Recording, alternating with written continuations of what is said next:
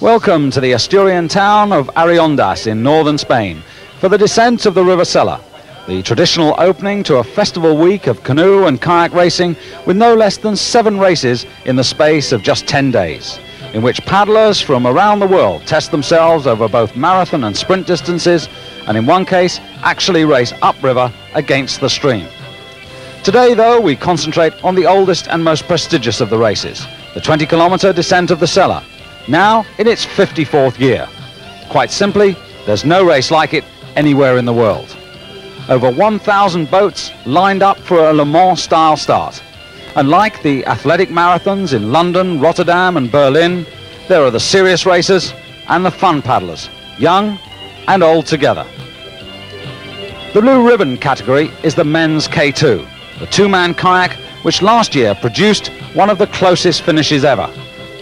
And for the crowd, it was a local success, the Asturian partnership of Antonio Soto and Rafael Hernández, the successful pair holding off their own fellow Spaniards, José Luis Román and Toribio Fernández. They're on the left, on the right, as we see them closest to us now, the Austrian challenge of Friki Reinders and his partner Henk Watermaar.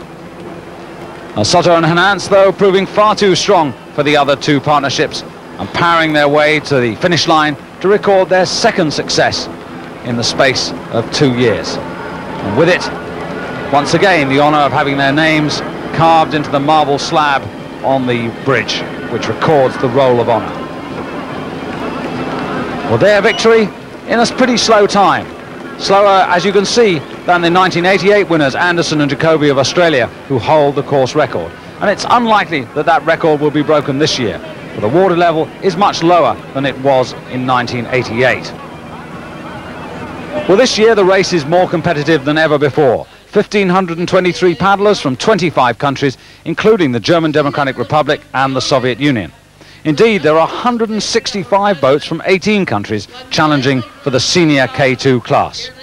Well, joining me in the commentary box, Martin Boscher, former manager of the British Wildwater Racing Team and himself a competitor no less than 5 times in the descent of the Sella. Martin, the atmosphere of this race is very special. Yes, David, very special indeed. Hundreds of thousands, or at least 100,000 spectators come to watch this very, very important race on the north coast of Spain. There's an awful lot of prestige that goes with this race because it's just so special. It's the I can't really describe it in British terms, but it's a bit like Henley and Wimbledon thrown together. It's a very, very special event. It's a big fiesta. People come from Madrid, people come from the mountains, from neighbouring provinces, just to watch the race. As you can see, there's a little bit of pre-merriment before the event, but they're making their way to the vantage points to watch the race on the way down. But the curious thing about this race is, Martin, that they don't just stay at the top. They've got a road and a train which they use to see the race from top to bottom. Yes, indeed. The River Sella has a road which runs from Arriondas to Riva de Sella on one side and a train on the other side. There's the helicopters, by the way, which we get our pictures from, which will follow. These helicopters will follow the race all the way down. Anyway, the road is made one way, so we get a complete motorcade of bicycles, cars and motorbikes following the competitors on one side, and the train follows on the other side, with spectators hanging out the windows. Tremendous, tremendous atmosphere. Well, this is the region where all the action happens throughout this festival week, and you can see the race on the right there between Riva de Sella and Arriondas. That's the river which we'll be concentrating on today. And the course itself, 20 kilometres, Martin, from top to bottom. Yes, 20 kilometres. It's quite shallow normally. The level of the river is very important because obviously the deeper it is, the faster the boats go, and the shallower it is, the more rocks you hit and the more damage you're liable to do to your boat. A difficult situation, really. And now, as you can hear, and this is something that's very familiar for you, Martin, the traditional... Yes, this is the singing of Asturias, which is the provincial song, and the start occurs immediately at the finish of the song. It's always fairly confusing because they give you race instructions where the start is going to be a gun immediately after the singing, but sometimes you go before the end and sometimes immediately after the end of the singing. Well, that'll give you an idea of the depth of the river here, up to everybody's knees, a few more centimetres than last year, thanks to a water release from the local barrage. But just now, moments away, and a start absolutely a clean start, I should say, Martin, absolutely vital here if you're to avoid the traffic mayhem that follows. Oh, absolutely, and they're away, actually. They've gone.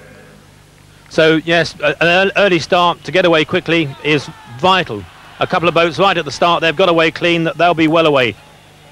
And now we have the tourists, really, or not the tourists, but those behind with not such a good start with the mayhem. And on their way already, it looked to be boat number 4 that got a quick break. In fact, Jose Luis Roman and Toribio Fernandez, who was second last year, and just behind them, the red kayak with the yellow tops, that's Jose Manuel Rodriguez and Jose Luis Parga, who were 6th. So a couple of the main competitors from last year well up there, and no sign as yet of Soto and Hernandez. Oh, what a sight, Martin. Oh, absolutely. It's pandemonium back there. But it is seeded. It's a bit like the London Marathon. The national teams and the good paddlers are drawn to the front of this, so most of the good paddlers won't hit all the mayhem. So 3 boats well away, then there's another little gap, and you can see there how much advantage the early paddlers have got. They've got clean water, which is such a big advantage. Well, it's everything on a river like this because it's so shallow, and it's a very difficult river to race. It really does give an awful lot of advantages to the local people, in as much that it's so shallow that once you're away, to climb the washes, to get up to them is very, very difficult. If you're 20 boats down, that means you've got 19 boats to come through to get to the lead, and that's almost impossible. Oh, dearie me. There's a bit of damage there, I think.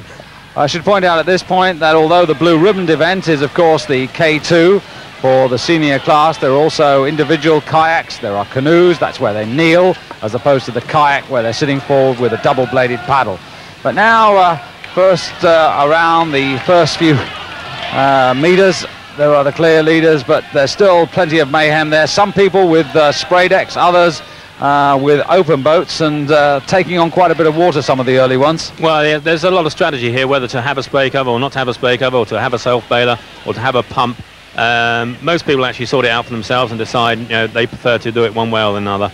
But most people tend to keep the water out of the boat one way or another, and as you see, the front guy there's got a spray cover and the back guy hasn't. My guess is they've got a pump in the boat as well. Well, a nice rhythm there set up there by Roman and Fernandez. In second place there in that red boat. That's boat number 3 of Rodriguez and Parga. This is quite typical of the river, actually. The Sella is a whole series of little rapids and pools. So you race down the rapids and come into the big pools where you have the chance of overtaking. Well, you can see there's a second group of 3 boats, and 3 boats, in fact, in the third group. But the leader, which is boat number 4, and here they are. This is Roman and Fernandez, and they've about 6.5 kilometers gone as they go through Triongo, and remorseless paddling from the leaders up there. And that's the gap. Well, maybe it's closed just a little bit, and now there's a 4th boat trying to join the group just out of your picture, and that looks very much like the British pair of Jimmy Smythe and Ted Heath representing England, but from the Nottingham Kayak Club. And as you said, Martin, the stronger this second group can become, the more of a threat they're going to be to that leader. Absolutely. The more boats you have there means that more they can swap the lead, and they can hunt the leader down. There on the far side in the white kayak is the British pair of Jimmy Smythe and Ted Heath from Nottingham. And nearest to us in that sort of turquoise and yellow, in fact, the Austrian pair. Now that's quite interesting, Winkler and Pock, because the Austrians have had quite a good record in this. Last year they had no less than 8 competitors in the race, and 3 of them finished in the top 10, the best Reinders and Vattermeier, who finished in 3rd place. But now there's been a major move up into 2nd place. Right from a long way back has come Alvarez and Chera in that greenish kayak, and they really have forced the pace, and the gap now must be down to just perhaps over 100 meters. Yes, it looks as though the chase is on, and they'll be back to these leaders fairly soon.